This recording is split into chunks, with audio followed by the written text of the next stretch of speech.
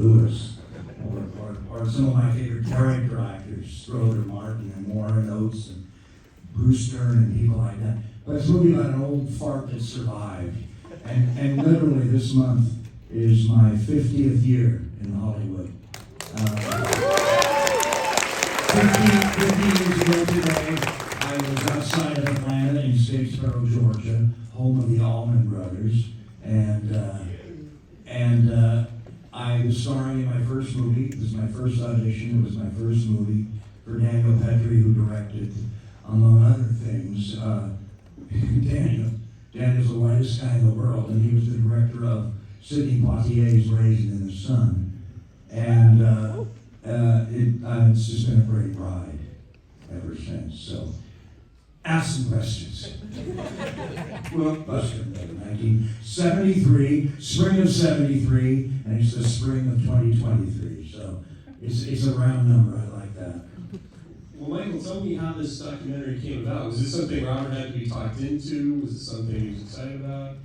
You know, honestly, this was my third experience with Robert. I first got acquainted with this man during Never Sleep Again.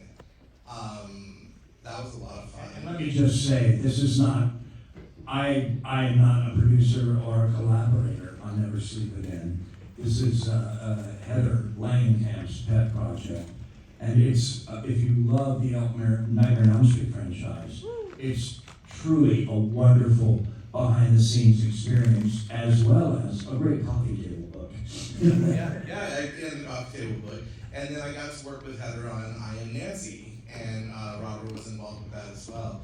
So the directors that you saw at the beginning during the introduction, Gary Smartin, Adam Evans, and Christopher Griffiths, they come out here from the UK every summer, and we sit and decide what are we going to do. And you know, again, Elm Street's always brought up, but it's been done.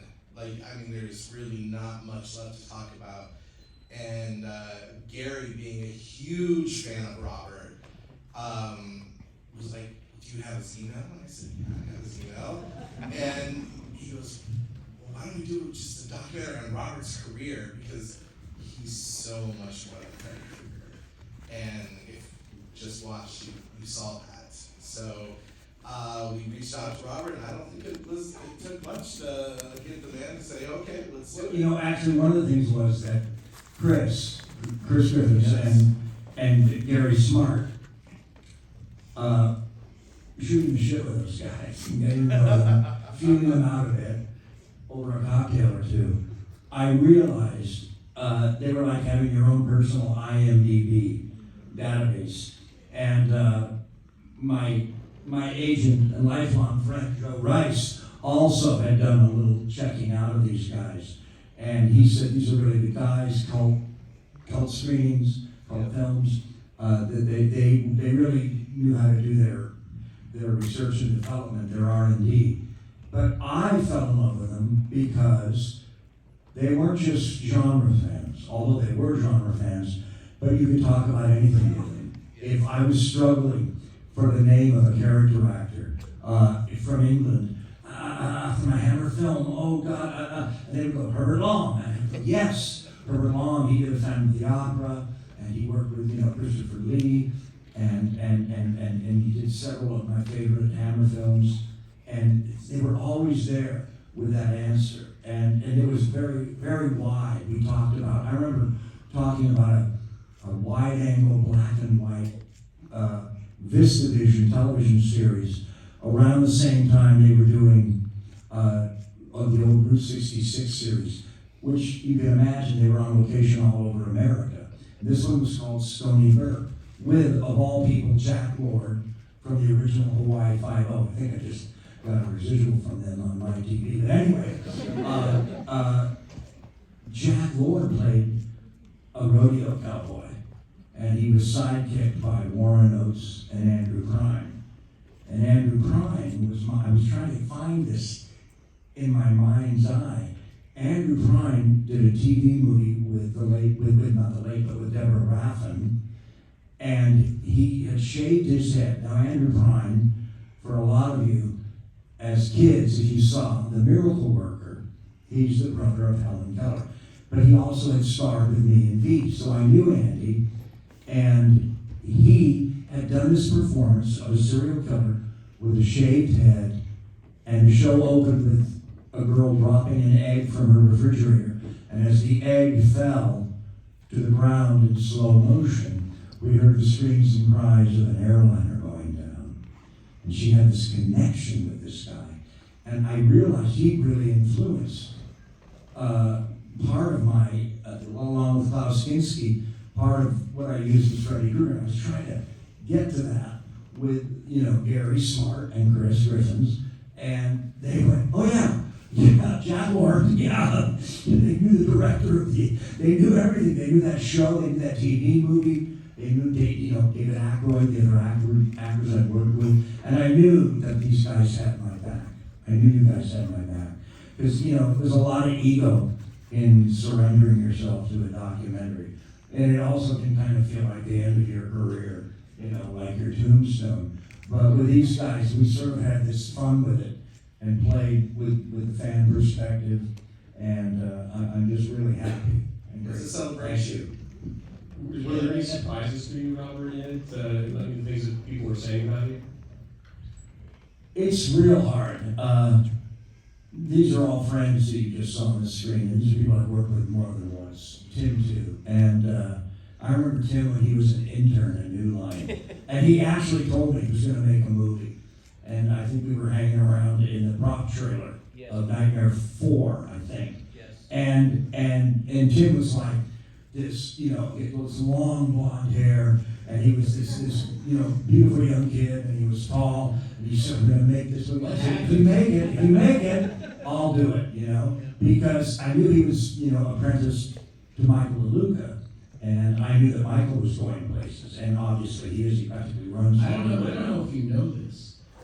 I went to Memory Film School with Michael DeLuca, and he and I went and saw Freddy's Revenge on the first day it came out. And he said to me, one day I'm going to be running a film studio, and you're going to be making a movie with Robert Englund. I also heard your names from an old friend of mine who was at Tisch School of Arts in NYU then, I think, David Irving. He was Nancy Irving's brother. Amy Irving's brother, Amy Irving, I think Nancy. Yeah, no, that's Amy Irving. Amy, as in you guys, as in Carrie and the Fury, Amy Irving. Okay. And he was my producing professor, and I learned so much from him. And he said, the best producer is the person who is filming his new movie while attending the premiere of his last, while prepping his next one. I was just going to ask Tim, you said in this documentary you talked about how supportive Robert was and everything. I'm curious, it's such a gift as first-time director to have an actor like this. What kinds of things did you learn from Robert about directing, about working with actors that informed the movie and that you kind of carried forward? Well, one of the things, I don't know, is that Robert learned the lines of every single actor in the movie, every single character, so that at any given time, if he could help them. You know, it's about helping everybody, almost to a fault. Well, the other thing is, on a horror movie, and there's always kids. Who's next? Who am I going to get next? What the kids don't know is that there's a lot of elements, whether it's CGI, whether it's practical effects, whether it's just lighting, or just simply a prop piece of business. There are so many elements, and they all want to go 110% on every take. And somebody once told me, and I wish I could remember who, because it was some of the best advice I ever got. And they said that it's better to be at 75% and have the light in your eye than to be at 100% and be kind of split by the frame or off your mark. And you're also costing the company for that effect. It's being shot, all those elements that are surrounding the car pulling up, the flame bars behind you exploding, whatever. And so I would try to tell the young actors I work with, and this is after I'm in my my mid to late 40s, I would not have presumed to do it earlier, but by then I felt good enough to say, hey, you guys, don't beat yourselves up. Find your mark, find your light, and let's repeat what we've rehearsed. Because we found it, we discovered it with inspiration, and our job is to duplicate the inspiration we found in rehearsal.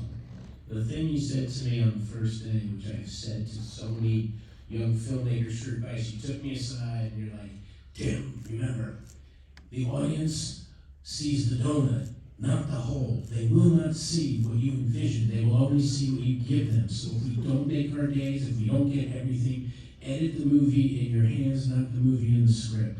And that was very helpful to me, because when you're making a film and you got 14 days and suddenly one of them's gone because of the rain, that's right, the audience will never know what we wanted to do that we didn't get to do, and that changed everything for me. Well, Tim was also in a unique position of having to move from the control of Hollywood to the wild, wild west of Georgia. What Lynn Shay and I realized, and some other people, was just how great it looked, how great it was going to look, for a low-budget film, because we got this incredible production value out of our new location. But all Tim could hear, Tim was like Captain Hook in Peter Pan, all he could hear is the tick-tock, tick-tock of the crocodile of time coming after him. Before I open up to the audience, I want to ask you a little bit about Freddy versus Jason, because that's what we started the day with. How many people were here for the whole day? People with flat eyeballs, something. Yeah, so you weren't here for Freddy versus Jason, but you said you had some stories to tell us about the young actors you worked with in that. Well, I'm trying to think. I did have some Freddy versus Jason stories. Give me a second here. Here's a great story. Destiny's Child. Kelly Rowland.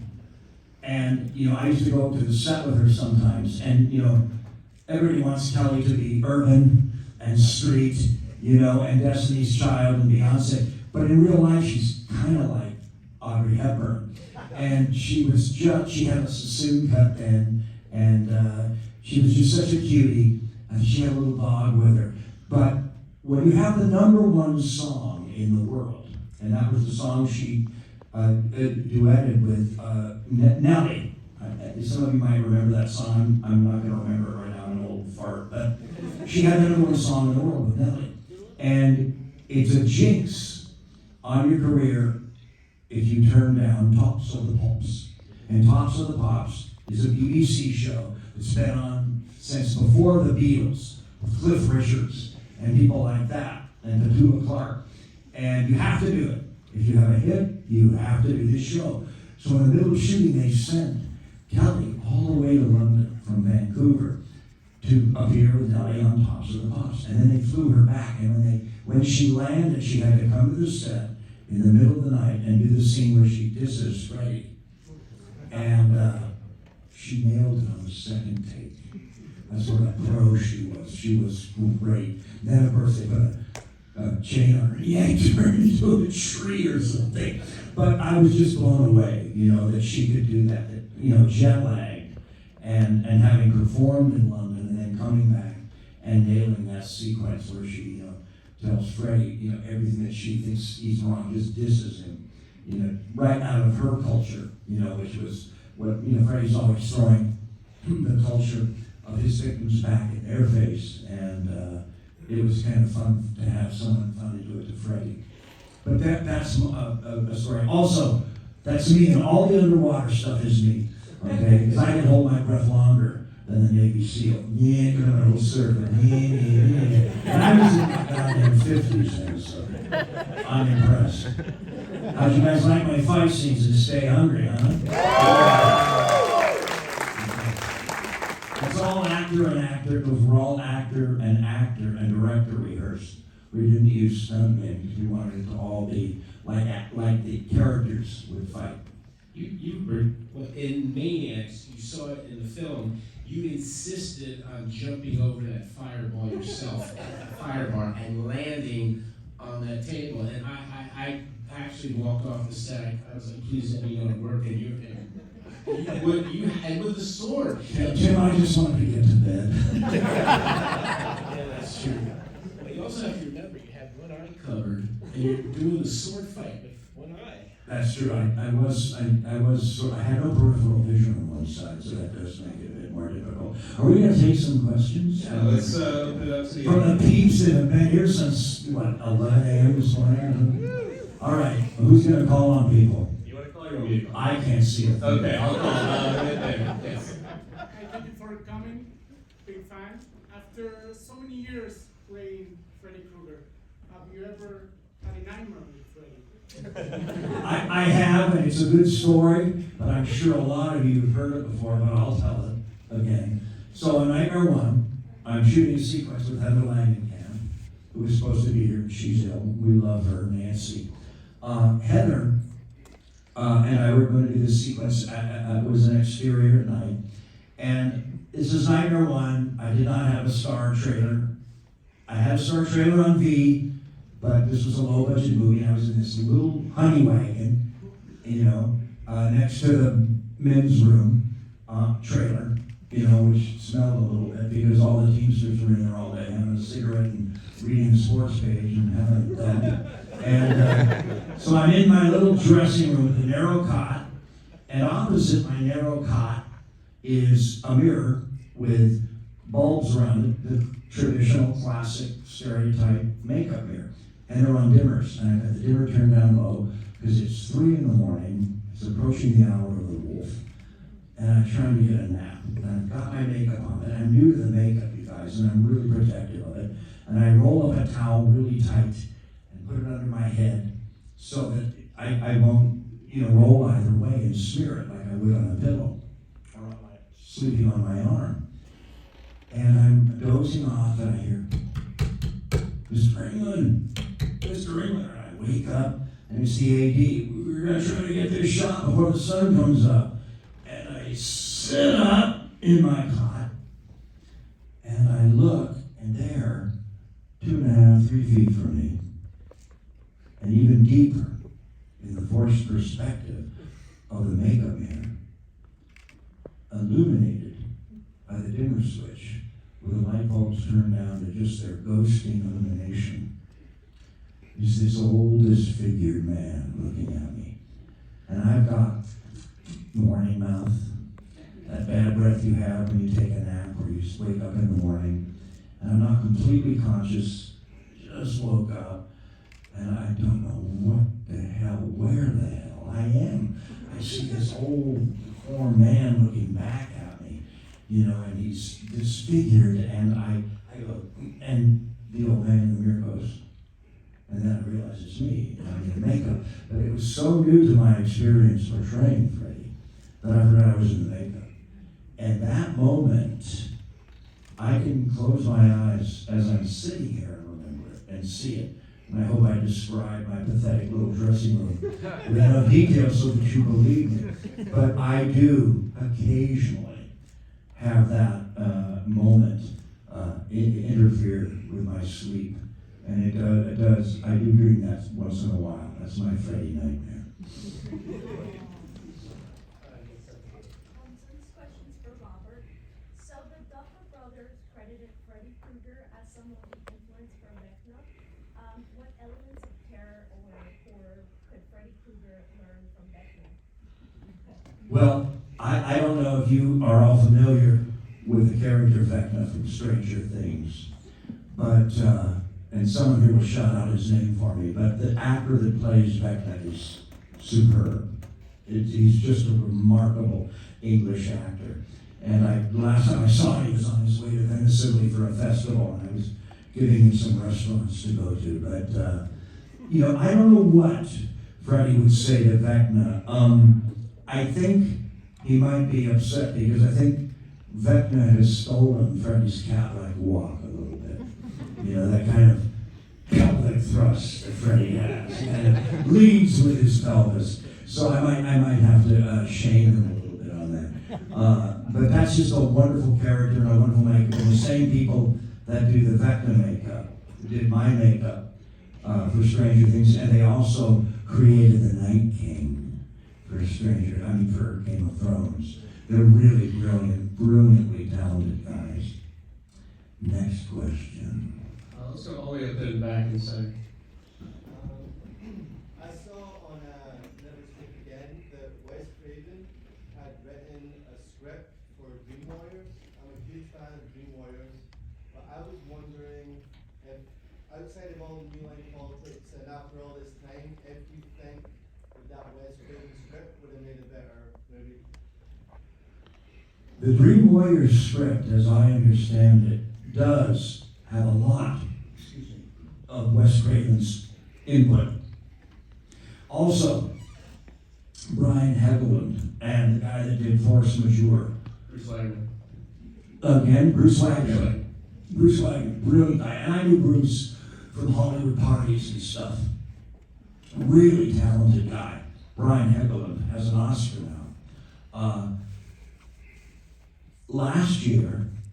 Early last year, when COVID was diminishing, Heather Langenkamp organized a reading of Nightmare on Elm Street 3 Dream Warriors at the old Whiskey A Go-Go on Sunset Boulevard. And I mean, if we'd have gone in there with a blue light, you probably would have seen, semen stains from Jim Morrison. But anyway, the nostalgia, it was so thick you could cut it with a knife. And we're all packed in there, and we all go down, and we all have these scripts on our little podiums and our microphones. And Chuck Russell has volunteered to read everything but the dialogue, all the directions, the establishing shots, etc. And I've been there reading, I think Freddy has 2 lines in that movie, So I'm just sort of sitting there relaxed. I've had a couple of glasses of wine.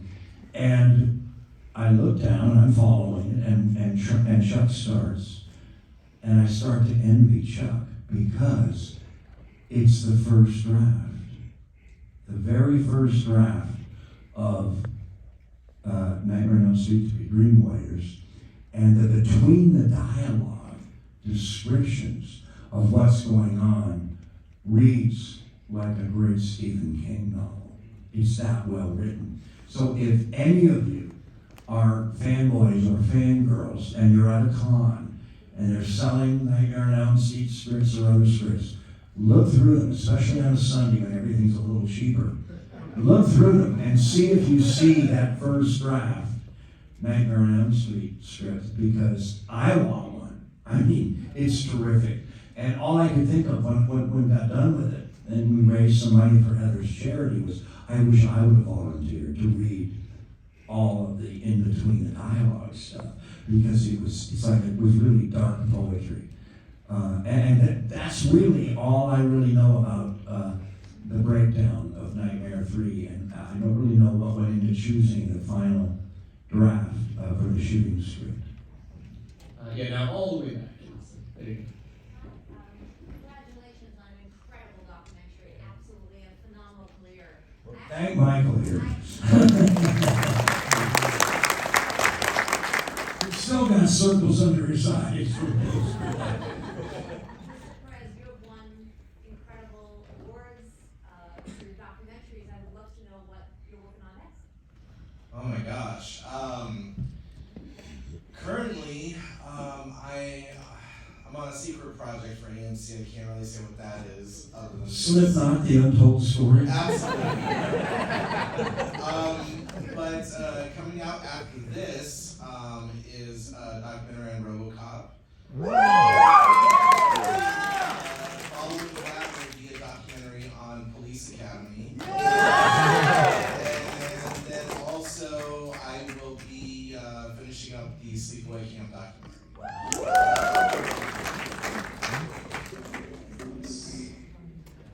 Of the Nightmare on Elm Street movies, which one was the most fun to make? I'm just going to repeat that so people in the back can hear. The question was, which of the Nightmare on Elm Street movies was the most fun to make? Like especially for Robert. Yeah, well, Tim had such a big role in Nightmare 9. Yes, Tim played the albino serial killer.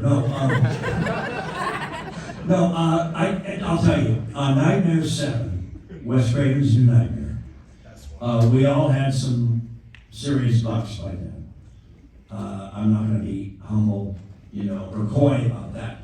And because there was a child in Nightmare 7, Wes Craven's new Nightmare, they had to shoot around his schedule a lot, and you gotta use the child up during daytime. So they would bring me in really early, and a lot of the time I was done by 12:30, 1 in the afternoon, and I'd get my makeup taken off, and there was still catering around. There was still lunch being served, and I'm an actor, and I'm no fool. My mother didn't raise no fool. I'm there for free food. Free lunch, I'm in there. But I'm already done. I'm Robert Englund, I'm Freddy Krueger.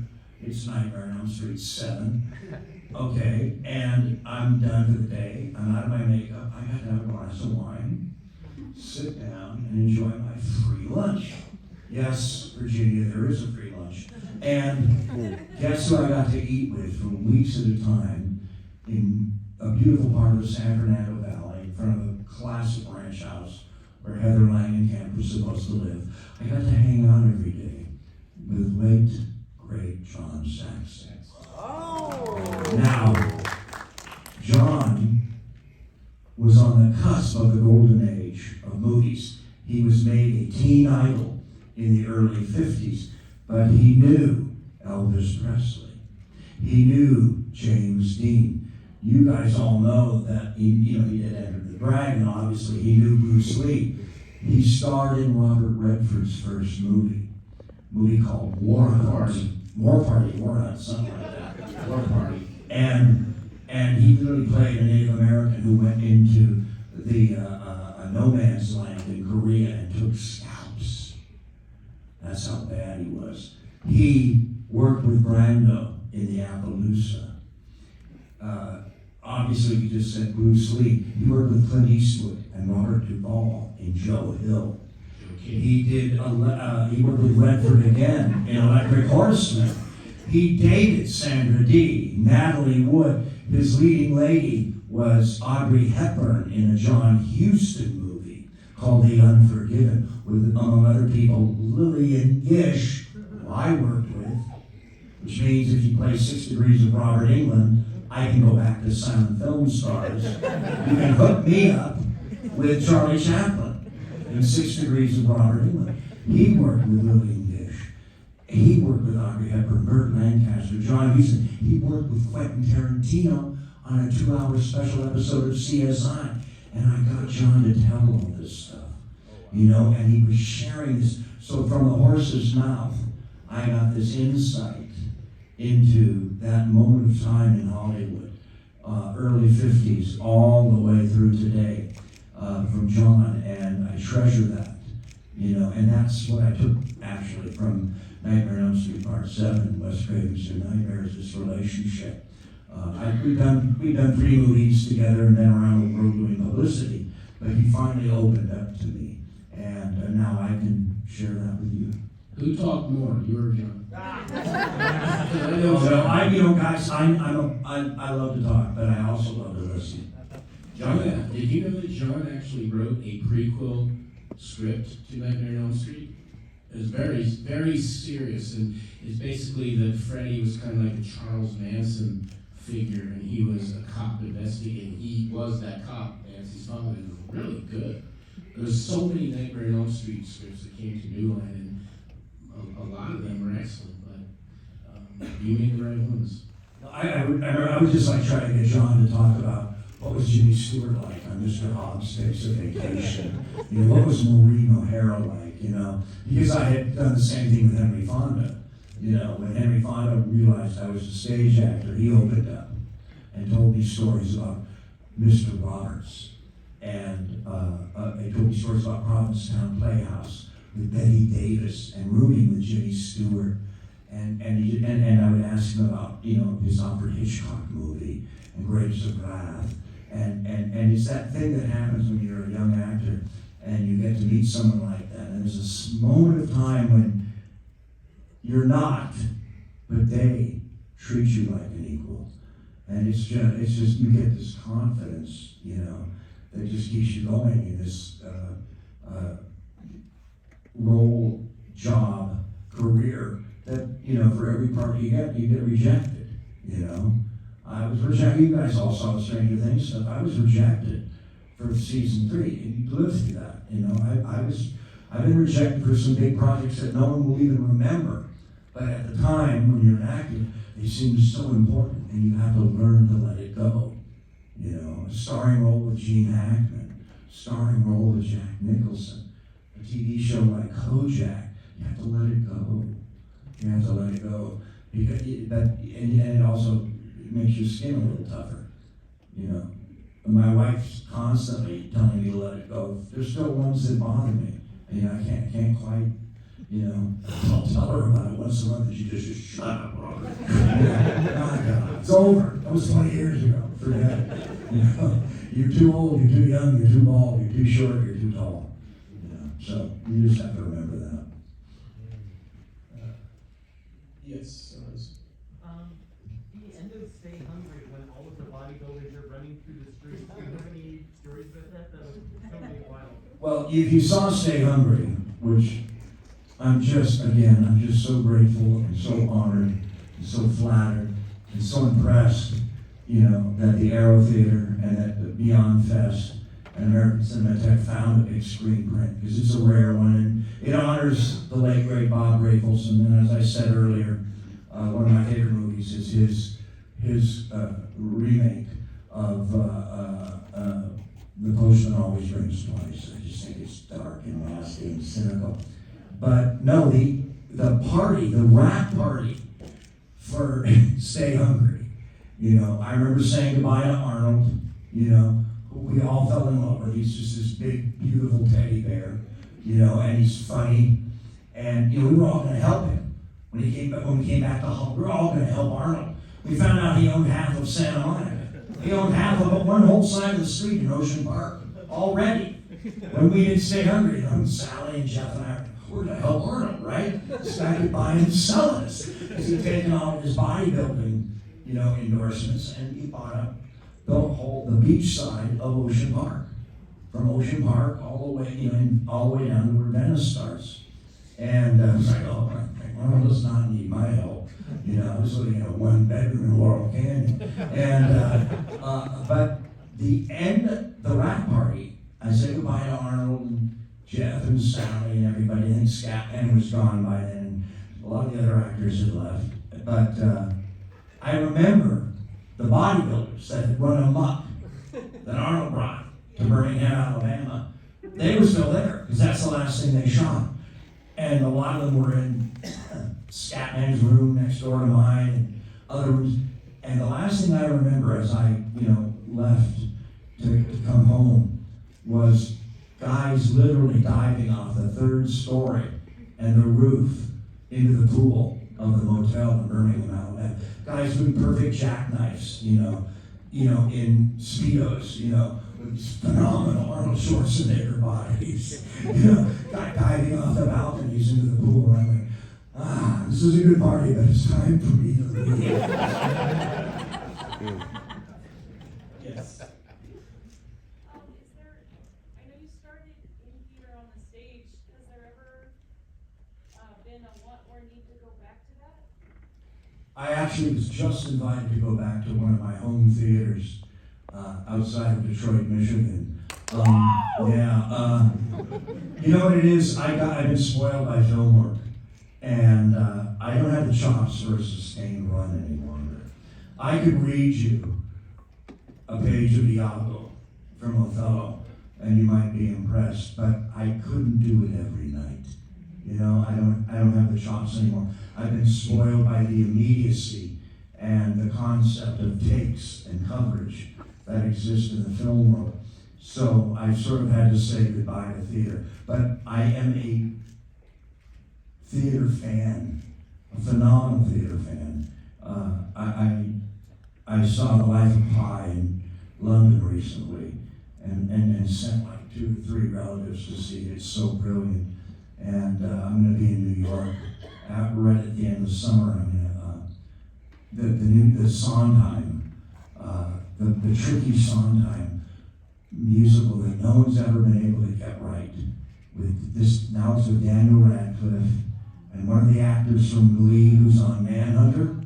Do you know what I'm talking about? Yeah. Yes, and it's hope in reverse. You meet people who sold out to Hollywood and become alcoholics and failed in New York. You meet them when the curtain goes up, and then you go back in time all the way to their youth and innocence and hopes and dreams. And apparently, this show in New York with Daniel Radcliffe, apparently they got it right. So I'm really anxious to see it. I love the theater, and all of you, should support it. I know that just about everybody in here would have loved to have seen one of the Harry Potters. And I'll tell you right now, there was a bestseller called A Curious Incident of the Dog in the Nighttime that I saw, and it absolutely blew my mind. And the star was like this punk rock star from London. He was amazing. But the whole set was drawers. And I went, what the hell does this mean? And drawers, it's his mind, it's his memory. He has autism. And the first act ends, he's going to go find his mommy in London. And they've been building this thing on the set, and you don't know what it is. And he's taking things out of drawers, memories. And the lights go down, and you hear and he's built a little train out of his Christmas train set with little puffs of smoke. And it's the theatrical way of telling you he's going to London to find his mother. And I was like, I melted. So there's stuff like that out there that not enough people are talking about, that everybody I know, including everybody in here, would love. So you got to be open to that, as well as all of your love for film and streaming. And don't be afraid to go down on Fridays. Come home, grab a warm beer, sit down, see what's on Apple, see what's on Netflix, see what's on Prime Video. Just see what's on. And look at the trailers. That doesn't cost you a penny. And if you see something that looks intriguing to you, Nancy and I are getting addicted to this new show called Silo, for you science fiction fans. But you write down a little list on the side of your bed, and then you work your way through it. If you don't like it, you just don't watch it. But every once in a while, you hit gold. So don't be afraid of going down the rabbit hole for streamers. Don't just look at what's fresh that week. Go deeper and see what maybe something that you missed. Remember a couple of years ago, just before COVID, everybody in London, all the young people were, addicted to Scandinavian noir. They were all, and it was always, my name is Jan Janssen. I come from Sweden. I had a drinking problem. I'm going to my small town in the snow where my divorced wife left me. I'm going home to recuperate because I beat up a man in a bar in Stockholm. And he goes back to the small town, and the snow is as tall as I am, and he's got a Volvo station wagon, and 5 o'clock shadow, and bags under his eyes like mine, and he drinks a little bit. Yes, Jan, we found a decapitated body down the road. Could you help us solve this case? Dun, dun, dun, dun. You can't escape evil, except it's just different enough. It's just snowy enough. It's just foreign enough that it's addictive. It's like great addictive detective fiction. So the same thing holds with some sci-fi. What is it, Station 11? There's some great stuff out there, you guys. Check it out. In the Freddy Krueger slug. Yeah, that's a lot of them. Does it pass the smell test? Can you talk to us a little bit about how your directing your first movie, 976 Evil, has influenced you as the mentor that we've seen you become in this documentary? As a mentor to what? I'm sorry. So other actors and people in the business. No, you guys gotta understand something. There's probably 2 or 3 things I could direct on stage well, and maybe even better than well. And when I was younger, if I was younger, there might be a film or 2 in me. But it's the hardest job in the world, directing. And what people want me to direct is not what I'm best at. You won't remember this film, you're all too young, but there's a great Robert Duvall performance with Betty Buckley, the gym teacher from Cary, called Tender Mercies. That's the kind of film I think I could do. It's up my alley, my alleyway. But they want me to do horror, and I love horror, but once I have to do those effects, especially the new technology, and the fact that I've had to transition from film to digital, I hear that clock ticking. I'm fine with pre-production. I love post-production. I mean, Tim will tell you this. You can fix a scene with a dog barking, with a train whistle. You can rearrange it. And you marry to it in a literal thing, and then your editor convinces you to, 3-card Monty it a little bit, and you rearrange it. Not everything is 2 and 2 is 4. Sometimes 4 is the result of 3 plus 1, or 1 plus 1 plus 1 plus 1. So you can rearrange it. And I love all that in post-production. But shooting a movie, all I hear is that clock ticking. Because I'm spending somebody else's money, When you're an actor, fuck them. It's not my job. Don't worry about the money. It really isn't. But when you're a director, yeah. No matter how much your producers protect you, it's just a different thing, and it's a stress that my body and my metabolism just isn't designed for. Now, would I love somebody to give me $60,000 to go in a little 200-seat theater in Hollywood and do a wonderful, diverse, interracial, with Frank Sinatra singing Pennies from Heaven while you sit down in the theater version of Our Town, where at the end all the umbrellas are wet and dripping with rainwater as Emily comes out and tells you that she misses the smell of toast and flannel sheets, or dog barking. Yeah, I could do that. I still got that on my sleeve. I'm getting the signal that we're out of time. I'm going to squeeze in one more question. Yes. The ultimate question, it better be good. The pressure's on. That's good.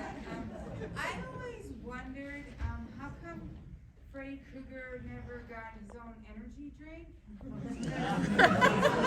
How come Freddy Krueger what? Never got his own energy drink?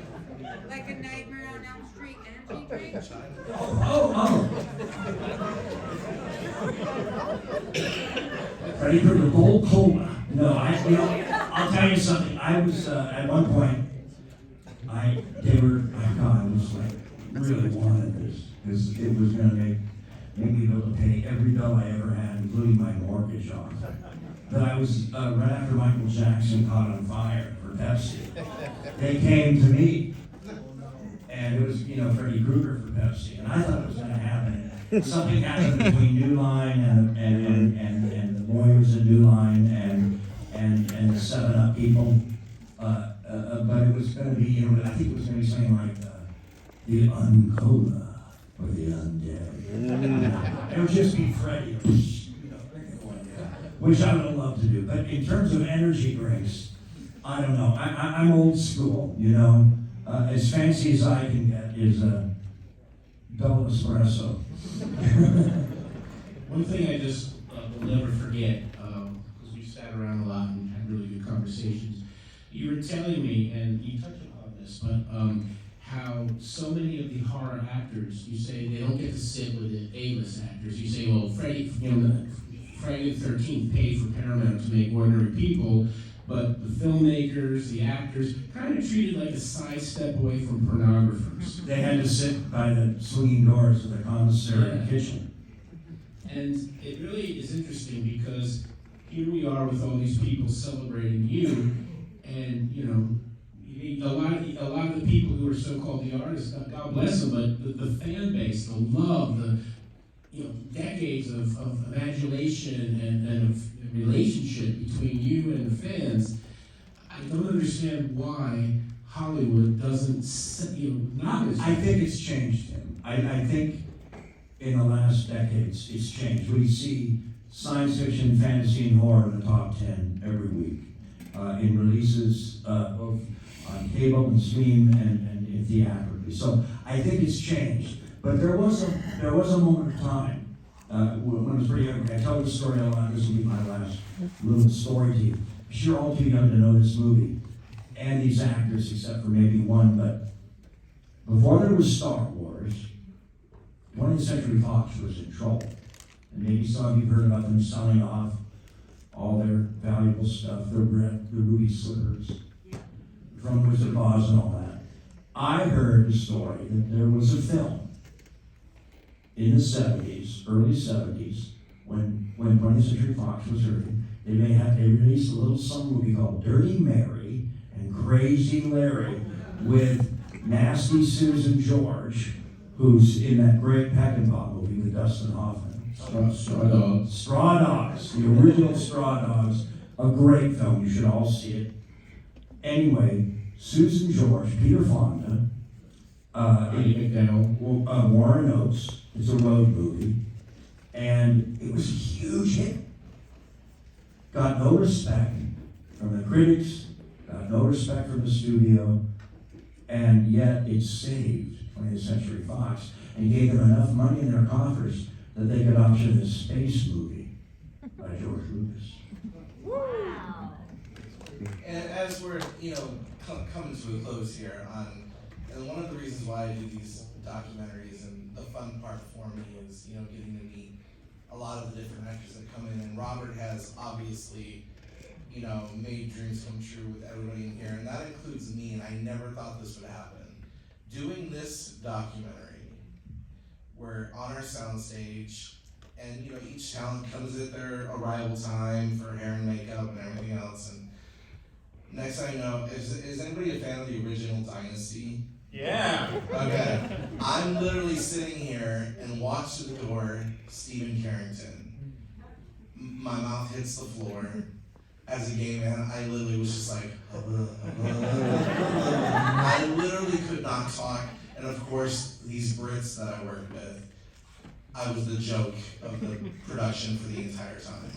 But because of Robert, I got to meet Jack Coleman, that he worked with on, what was it, Nightmare Cafe? Yeah.